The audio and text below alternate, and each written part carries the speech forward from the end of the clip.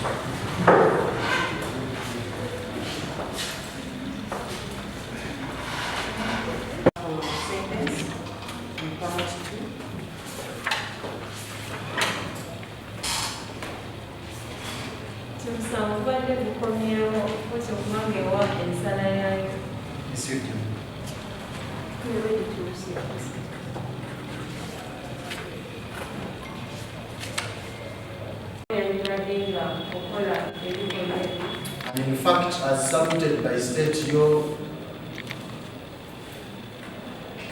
disability must be considered as an aggravating factor in this case.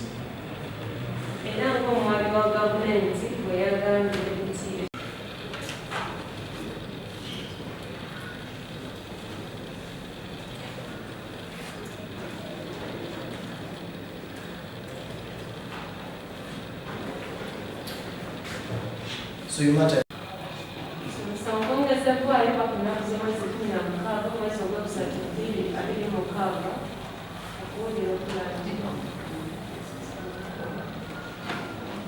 criminal case number 62.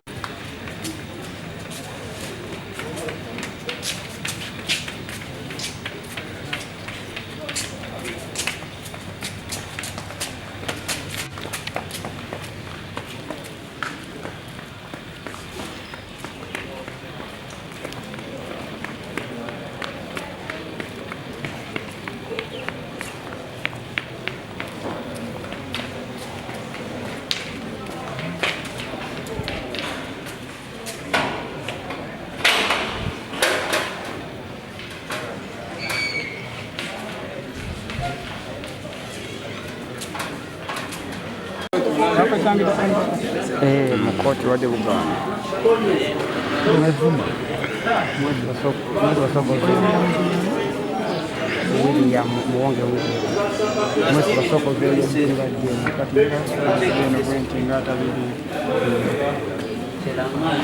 kubbira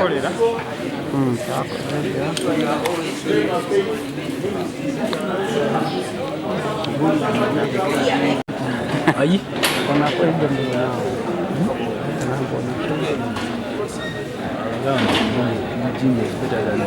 Mukono naye ate gisinga kuba nabafala Mukono mulimu bafala okusinga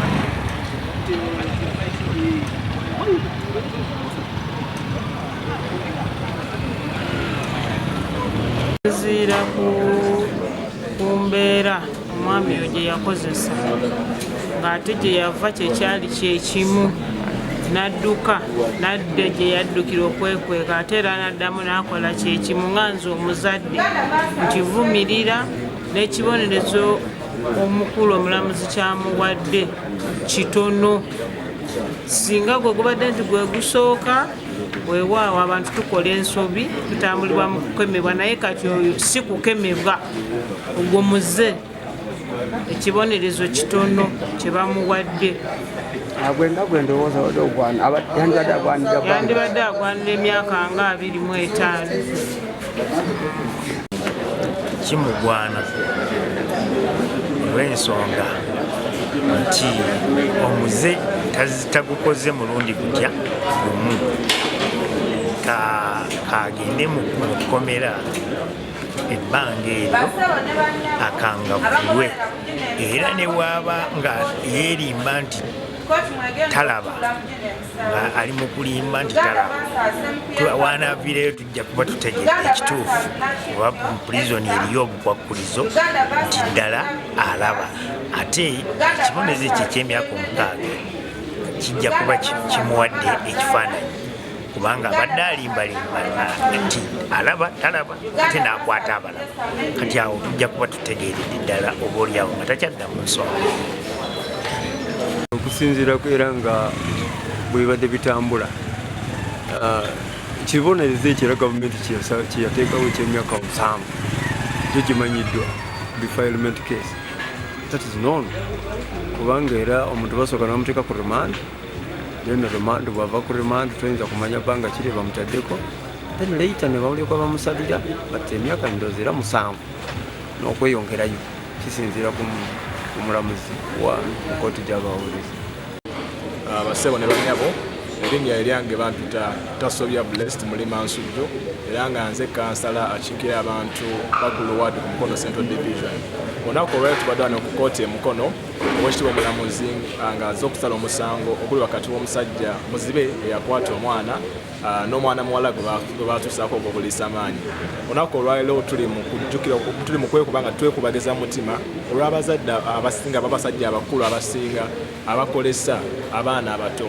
Nno ensengo eyo tugivumirira nnyo kubanga amazima gali nti omuteezi omusango abadde n'emyaka 44 wabula omuntu gwe yasobyako nga alina emyaka 16. Kitegeeza ki nti oli omusajja yakwata omwana oli abadde mwana ye kubanga egyo emyaka aba amuzaalira ddala. Tuvumirira ebikolwa ebyo era tusaba gavumenti abantu abakola emize ng'egyo ebateekeko amaanyi. Ekitiibwa omulamuzi omusajja amusalidde emyaka 7 mu kusooka kwa byonna wabula n'ajjako ennaku 12 z'amaze ku limandi. Abadde nga omwabi wa gavumenti abadde yasaba omulamuzi asibe omusajja n'emyaka 14. Weewaawo kyandibadde kimugwanira naye lwakuba nti alina obuzemu ku mubiri gwe nti muzibe talaba era ng'omulamuzi okusinziira wagambye nti olw'ensonga nti omusajja naye yeetaaga okuba nga atambuzibwanga mu komera omuyambako okukola emirimu egy'enjawulo mu komera kyabasabye n'agamba nti nedda tukusalira emyaka 7 osanga kinaamuyambako okubanga yeekuba mu mutima kubanga agambye nti yamalira kooti budde yasaba omangu okubanga akkiriza omusango era n'agamba nti gwamusinga kituufu omusango yaguzza n'asaba kooti embeere wakisa emuyambe. So n'olwekyo tusaba abantu mwenna bazadde baffe abakadde baffe abali eyo mufe ku baana bammwe ab'obuwala n'ab'obulenzi kubanga tuli mulembe omukyamu abantu bakolesa abantu baganya okubaka ku baana ab'obuwala n'okolesa abaana ab'obulenzi ebintu ebyambyone ebimenya amateeka. Tusaba kiso gavumenti nayo abaana nga bana bayise mu mbeera y'okubanga basobezebwako efune kye bayita rehabilitation centers ebatuuze wansi ebabuulirire okubanga nabo bewala buli mukisa gwonna ogwandi badde okubanga bakozesebwa mu ngeri okubanga defilement cases zisobole okubanga zigendera mu ggwanga Uganda. Kijja tuyamba kufuna abantu abakunjuse mu mpisa n'okubonereza bonna abazze omusango. Weewaawo nze nga nze omuntu ndowooza nti omulamuzi ensala ye ebadde ennungi okusinziira nti the matter of the fact that n'omusajja azze omusango nti abadde musajja mukulu ate nti ngera aliko obulemu ku mubiri gwe nti muzibe. So tusobola okugamba nti can excuse him for that but era tugamba nti abantu banemulekerawo okukolesa abaana ab'obuwala abato kubanga emisango bajja basi badde abavubuka mulekerawo okugenda mu nnyumba z'abantu tube nga tusobola okuba nga tuzimba Uganda eyawamu Uganda ejuddemu obubwenjifu bw'empisa. Tweyanza sebo kibonerezo nze nga nze ndowooza yange kituufu tuyinza okugamba nti muzibe naye nga si muzibe. Yeetaaga basooke bagende bamukebere ki amaaso tukakase kituufu muzibe si muzibe. N'ekirala bagambye nti yasooka n'amutwala mu loogi endala, n'addamu n'amutwala mu loogi endala, ekitegeeza nti beera baamala kukkiriziganya n'oyo omwana kuba tamusangangako awo n'amwebakirako awo mu lujjudde, bamala kutambula distance.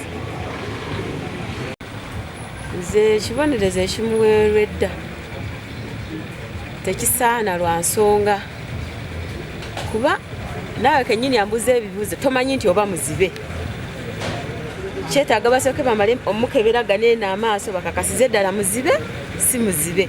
Kwanza ekibonerezo ekyo kireke kimusse mu vi, naye waba si muzibe ekiri nti oyo omuntu ateekeddwa okuba nga alina bagamba nti njagala omukazi ne bamupangira ate talaba nti alaba nti oli ajja mubuuza olina emyaka emeka ye kasi awulira ddoboozi lya mukazi nti bamufunidde. Nze kyemadde Well, ekyo kisinziira kubanga abantu abasinga abalala bali bagamba nti abantu ngaabo basaana kulaayibwa. Kakati oli bw'ayogera ku kulaayibwa kati ate bw'ogamba nti bbanga ki sirina bbanga lyennyinza kuwa olw'ensonga n'omulamuzi yennyini yasalawo omusango kikusinziira ku musango nga guba gutambudde. Yes.